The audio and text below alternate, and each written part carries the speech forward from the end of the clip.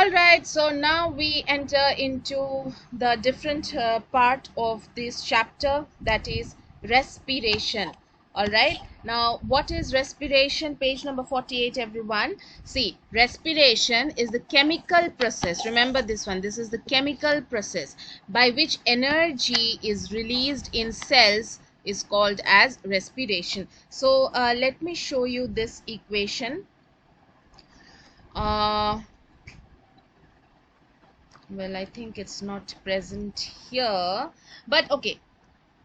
See, we got, after the photosynthesis has taken place, we got sugar, which is the glucose, okay, and water and oxygen. So this is what, this glucose is what, this is energy, right? This is energy. Now this energy, the way how this energy has got released, so we know the raw materials was present: carbon dioxide, water, chlorophyll, and then the energy of the sun was present, and then there was a chemical reaction, and due to this there was a formation of glucose or sugar.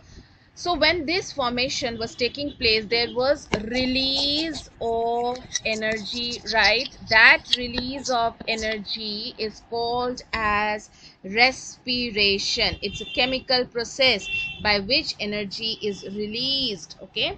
So see, so you are being asked to move, suppose this is a block and you are here, you are being asked to move this block from this location to this location, right? So in this process, when you will start putting in your force, their energy will be used, energy is used. So by the time you will move this object from this to this position, you will start feeling tired. Why? Because your energy is going to be used. Whatever stored energy is there in your body, that is going to get used here, that is going to get released here. And so after moving the box from this location to that, you are going to feel tired because your energy has been utilized, okay? So this is the chemical process by which energy is released in the cells, called as respiration, okay? It happens in all living cells all of the time. So what happens is that you find all the living organisms, microorganism, plants, humans, mammals, any living organism, any organism which has life in it, they are going to perform respiration. They are going to release energy in this way by chemical reaction, okay? The main food source for energy for respiration in cells is glucose, okay? So glucose is the, see, this glucose has been formed here, right? Again, this glucose is going to act as an energy source for what? For building process in the plants, for building process in plants, okay? This, and glucose is going to be utilized as energy, main ingredient. Like sunlight was a main ingredient in photosynthesis, similarly glucose will be here.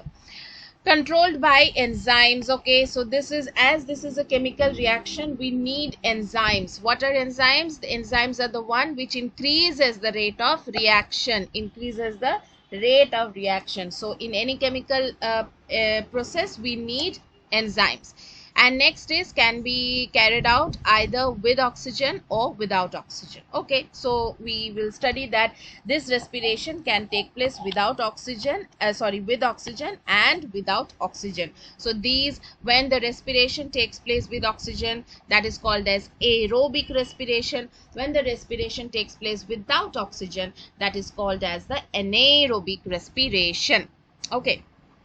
Now let's see what's written in your book. The equation is glucose, okay, plus oxygen. When glucose reacts with oxygen, it gives us water plus carbon dioxide plus energy. Please remember this equation that is given on page 48. All the equations are very important. So in respiration, this, you see, this glucose, that is this sugar that is formed, C6H12O6, this when reacts with oxygen, now then will give us water plus carbon dioxide, and then energy is also going to be released. Okay, fine. All right, so what's written here? The energy released is stored and used by the body in the form of a chemical substance called adenosine triphosphate, ATP, which is called the energy currency of the cell. So that energy that is being produced here, this is in the form of adenosine triphosphate. So there are three phosphate groups. This P is phosphate. Okay, so there are three phosphate groups. That's why it is called as triphosphate. So adenosine triphosphate is the energy currency. So whenever we need energy, we utilize this ATP. All right. So this is all about your respiration. Now some of you may be like confused with the term as breathing and respiration. I have seen most of you, I mean most of the students, they think breathing and respiration are the same. No, see, breathing is a continuous process that involves both inhalation and exhalation. So we keep on breathing, right? We take in this one oxygen and give out carbon dioxide. So this is like we are inhaling and exhaling. That is breathing. This is completely a physical process.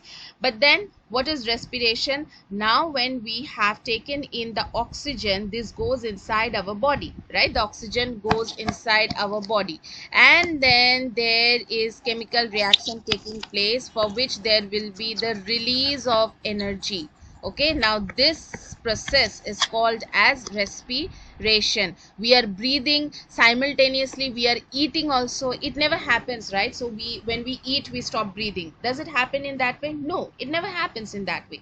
So we are breathing simultaneously, we are eating simultaneously, and as a result what happens is that there is a glucose, there is a oxygen, glucose from the food that we eat, the oxygen that we are breathing, and obviously we know this reaction, that the glucose from the food we eat, the oxygen that we are breathing, this gives us energy, right? So that is what is your respiration. Okay, and this is completely a biochemical process. Biological and chemical processes taking place. This is not just a physical process where we are inhaling and exhaling. No, this is not the thing. This is a chemical reaction is taking place, and this leads to a release of lot of energy. Okay, so this is the difference between breathing and respiration. Now how many types of respiration are there? There are mainly two types of respiration. Number one is aerobic and the other is anaerobic. In aerobic respiration is oxygen is required, and in anaerobic respiration oxygen is not required or lack of oxygen. Okay, lack of oxygen. Both are different. Okay, one, oxygen is required, that is aerobic, and anaerobic is there is absence of oxygen or there is lack of oxygen. Okay, we will be studying now. Now what is aerobic respiration? Page number 48, everyone. See, intake of oxygen is one of the first steps of respiration, can happen in the absence of, fine, when glucose is broken down in the presence of oxygen. So you see this is C6H12O6, this in the presence of oxygen. So this is the food that we are eating, glucose, and this is the oxygen. Always balance the equation. This will give rise to 6 CO2, carbon dioxide, and then 6 molecules of water, and now energy will be released, that is 38 ATP. This is the energy. 38 ATP will be released. Alright, so this is the equation you have to remember. What's written?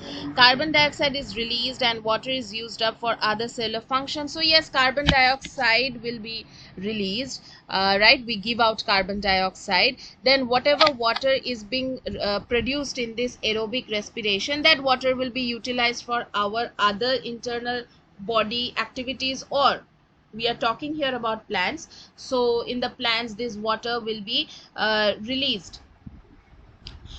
Sorry, what am I saying? So no, this is entirely of what to say, this respiration that we are talking, it's all about human. Okay, So we give out carbon dioxide and the water which will be produced during this aerobic respiration. That water will be utilized by the other parts of my body whenever it will be required, and also we get lots and lots amount of energy, that is 38 ATP we are getting.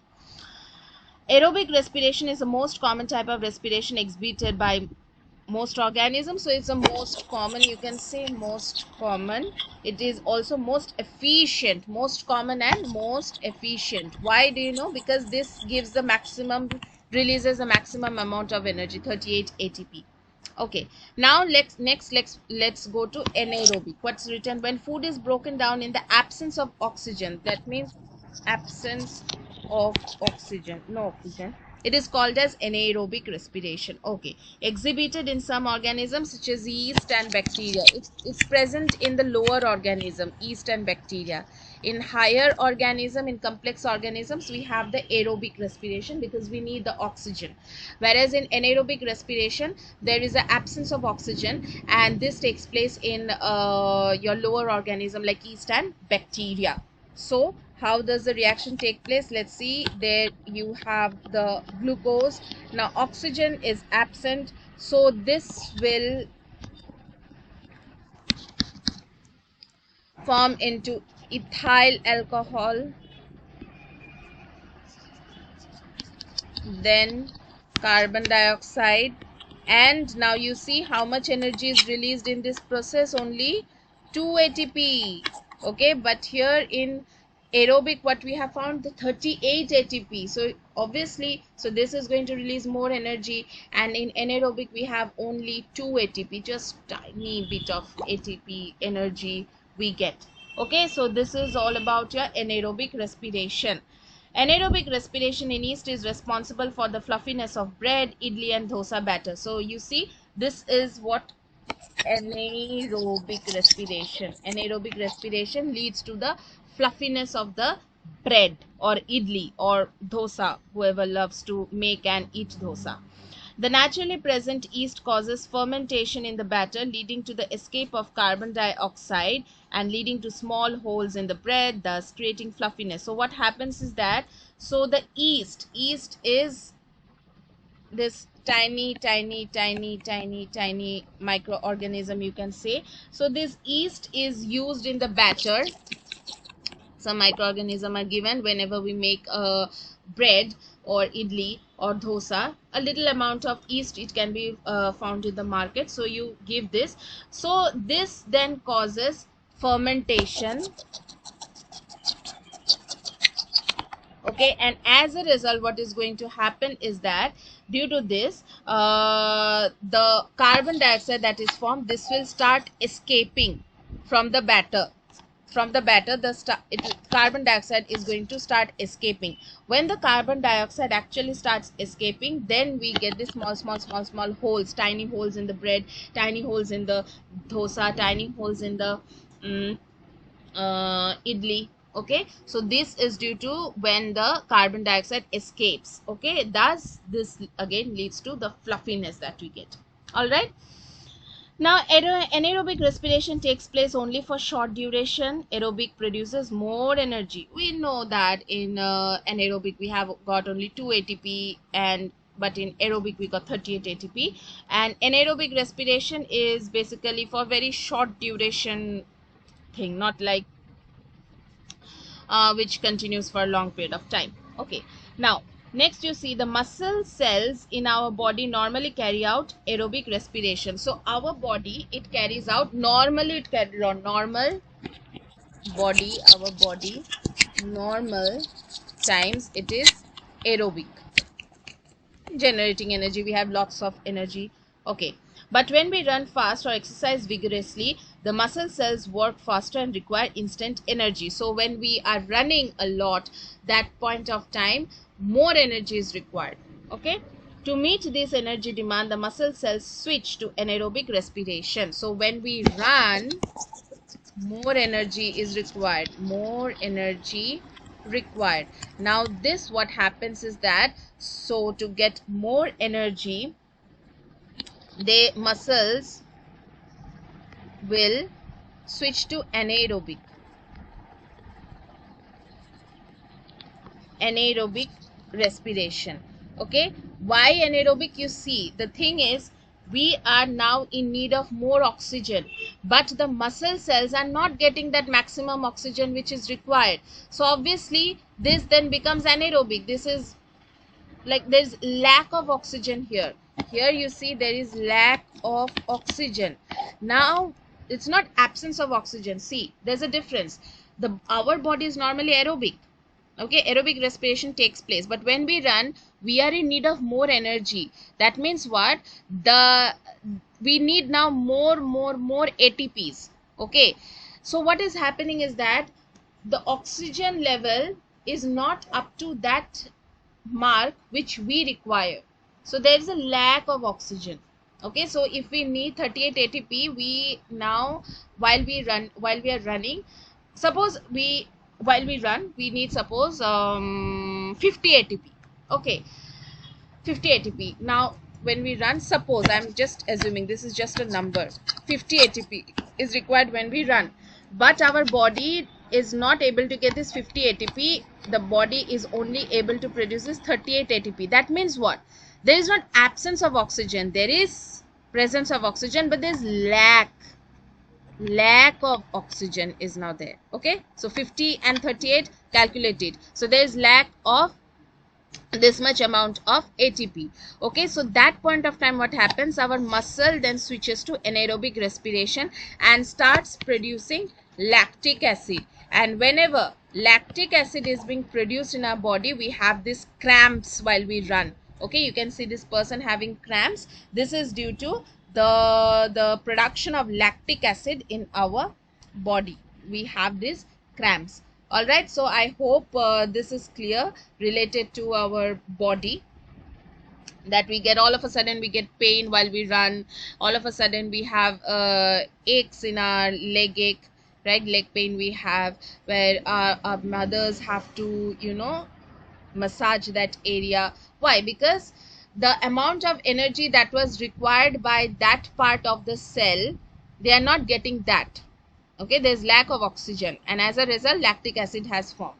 Okay, now what are the differences between aerobic and anaerobic respiration? You all can write whatever is written on page 49, or you can write this one also. So see, number one, aerobic uses oxygen, anaerobic does not use oxygen. Fine. Aerobic, we saw 36 ATPs produced, anaerobic only 2 ATPs produced. Fine. Now this one you can omit. Now this is not required as of now, occurs in cytoplasm. This is for the higher class. Then aerobic respiration is normal for human being cells. Okay, and anaerobic respiration occurs in strenuous exercises and also in lower organism like yeast, bacteria. Okay, you can write this one also. Then only produces waste products of carbon dioxide and water. Please refer to page number 48, the reactions, and produces lactic acid or alcohol in addition to carbon dioxide and water. Refer to what? Page 48, chemical reactions. Okay, so these were the differences. Now in the next chapter, next video, we'll be studying about the respiration in plants. So we had studied overall the respiration process. What is respiration? How many types of respiration are there? Okay, what are aerobic, anaerobic? In terms of animal, I mean human beings, animals, we have studied. But now we will be studying that the respiration in plants, how do they take place? Okay, this will be a short video, another short video. We'll complete the entire chapter now. Okay, so please rewatch this video once again. Thank you.